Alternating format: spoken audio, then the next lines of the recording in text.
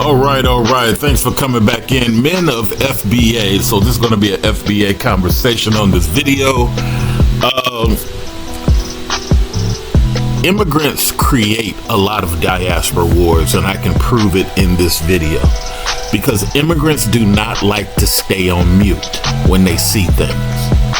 Immigrants have this African disease, this African virus that many of us black people, many of us Afro people, many of us Huey Newton people tend to have.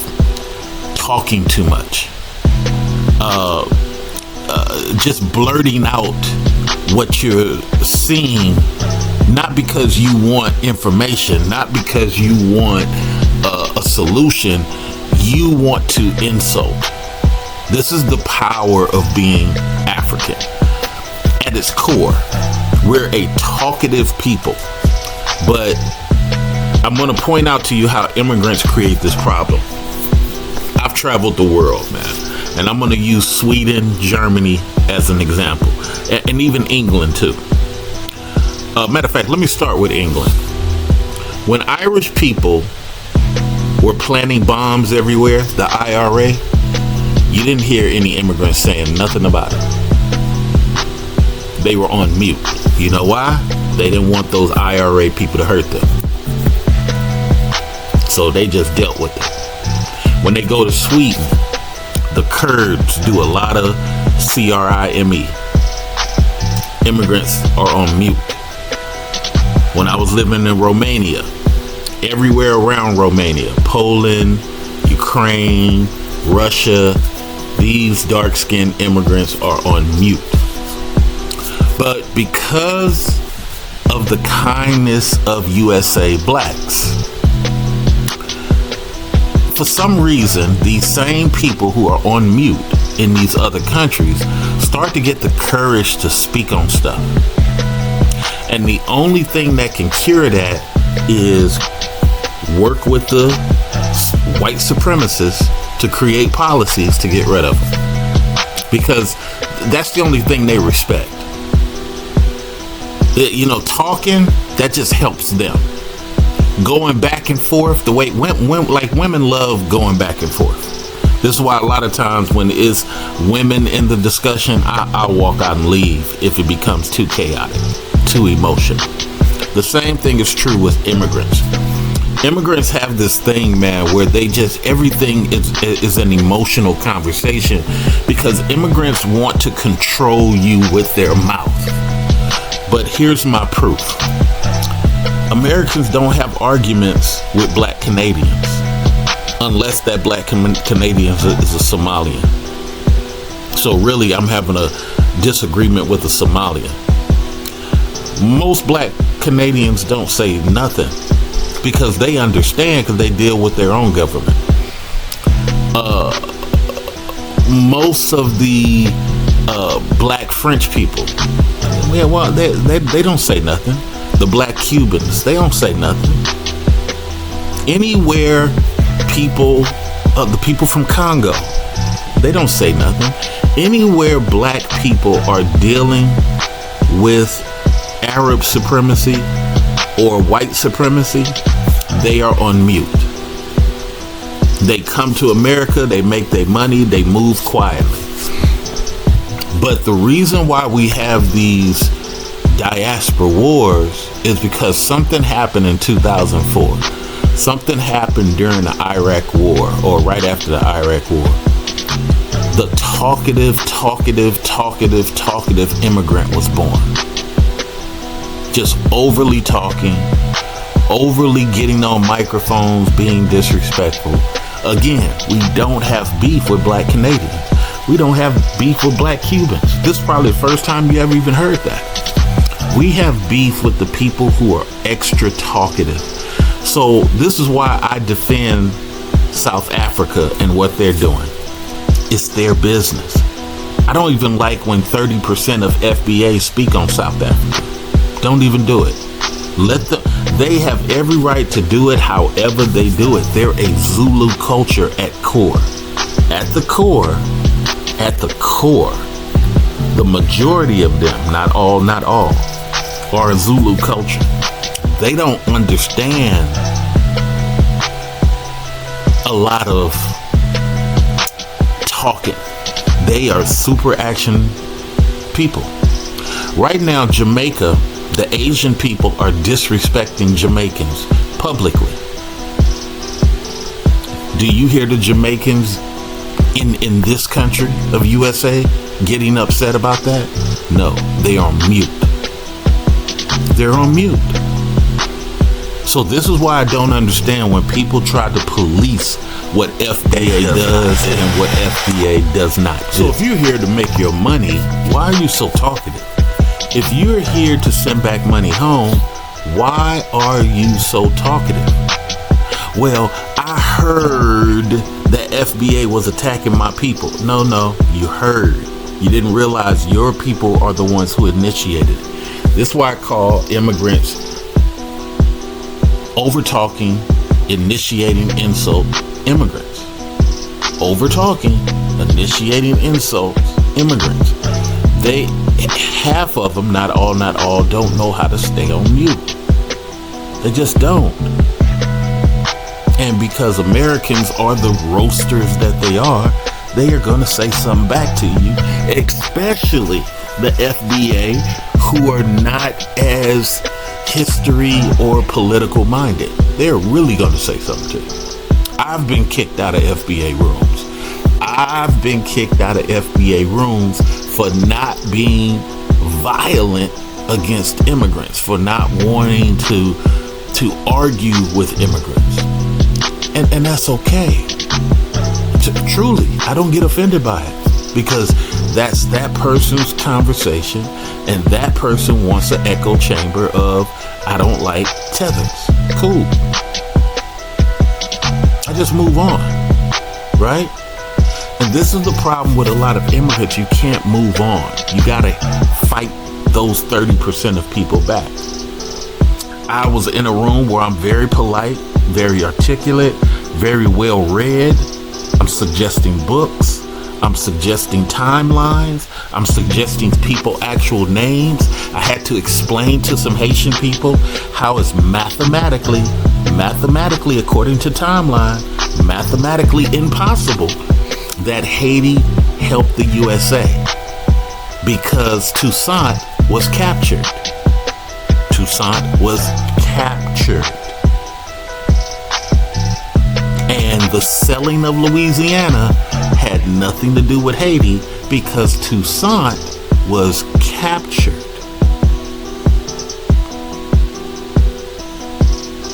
Let that sink in.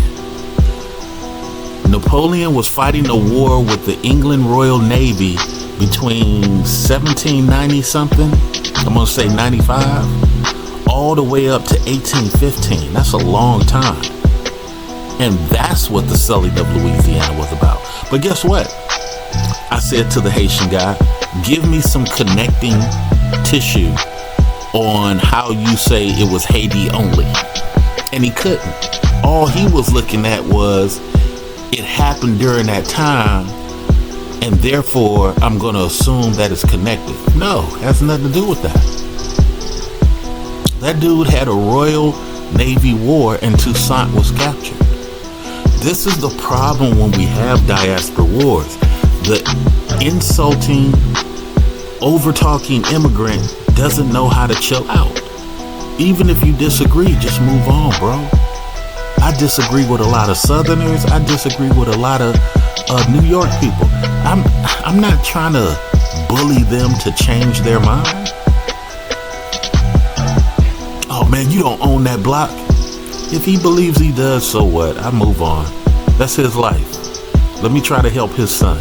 Let me try to help his nephew. He's already decided what he decided. Some of you immigrants don't know how to agree to disagree. Here's number 3. I was born here.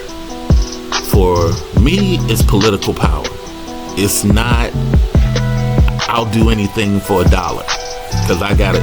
Like right now, I'm sitting on bloodline property.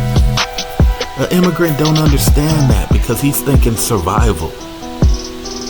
He doesn't understand bloodline property. I was born here. My great-grandfather is 1877, bro. My grandmother was born on the same land as my grandfather.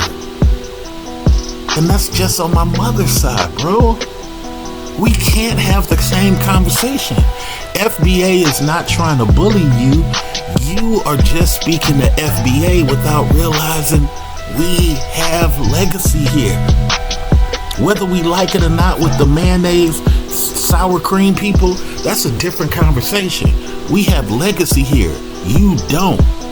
You're constantly looking for a place to go to so you can get some money. If Egypt would let you in there, you would go to Egypt, but Egypt disrespects you. If Sweden would let you go there, you would, but the Kurds are disrespecting you. If Germany would let you do it, you think there's no people in Egypt? Yes, there are people in Egypt, but it's a low percentage because they disrespect you. Libya, you thought those dudes loved Islam. You thought those dudes loved being Muslim. As soon as they got power, they disrespected you and sent you to the south. So when you come here, stay on mute.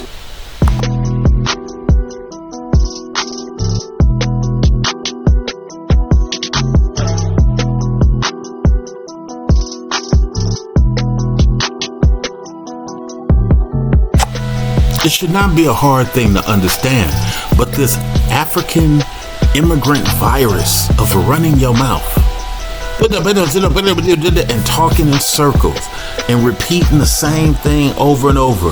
I was born, I was born, I was born, I was born, I was born, I was born. And it's like, bro, it's been 5 minutes. You just keep saying the same thing over and over again. Well, let me tell you about you Americans. It's like, bro, why are you lecturing, bro? Nobody wants war with you. All you gotta do is agree to disagree, agree to disagree, agree to disagree. Stay on mute. You Americans, bro, chill out, bro. I thought you was here to make money.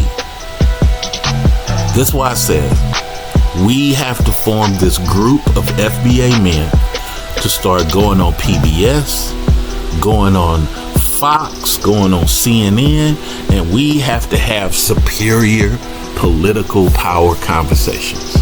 The FBA men. We let the women do what they do. We let the women do what they do. But FBA men need to form like Voltron so the children of 2030 can see that Huey Newton energy all over again. Okay? We gotta get on these television programs with some superior talking points. That's why I have the thing going on with bringing black men into media, men of FBA, 20 brothers. We do a competitive conversations amongst each other, via Zoom. Will not be will not be put out to the masses, and then we sharpen our tools. And then I got offers right now to speak with journalists. I got offers right now to go onto platforms, but I want to go as a unit, as a military strategic unit of well-read dudes. And the only way you can get that, you got to come into a circle of well-read dudes. And let's compete. Let's take a simple topic. We do this at Toastmasters all the time. If there's a Toastmasters in your city, you should go. We do this at Toastmasters all the time. We'll say a dry eraser. And we will take 3 minutes to give our best discussion on a dry eraser. Then we just take a quick minute to research it. There's some dudes that talk about the texture. There's some dudes that talk about the usage. There's some people that talk about the maker, the creator, and we give your best 2-minute speech. Because when you're on these news programs, you only got 90 seconds to get to your point.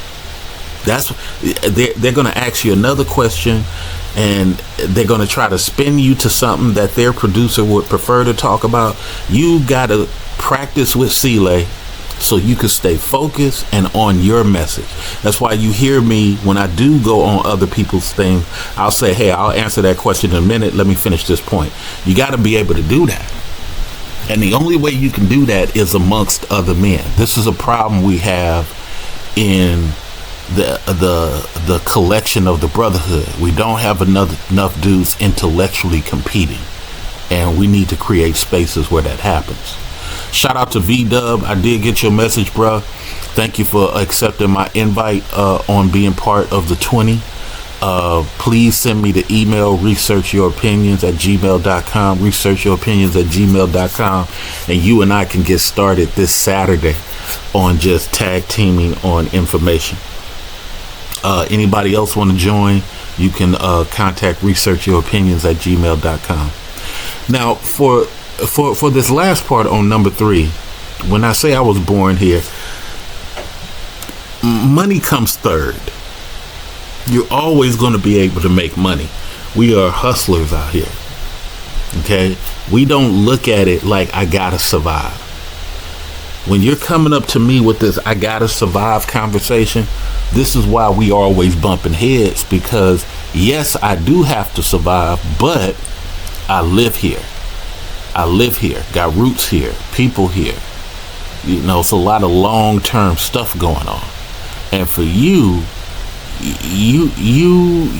don't have that type of attachment. And that's the problem that we have. Nobody wants war with immigrants, but a lot of immigrants talk too much and can't stay on mute. If you'd like to donate to the King of Classy, you can do that through the Cash App. If you heard anything you said, you disagree with it, hey, put it in the chat. I am answering all of these things, and let's see if we can have a polite conversation, strategic, and let's get to it. This is SIYEYlETRE, Mr. Research.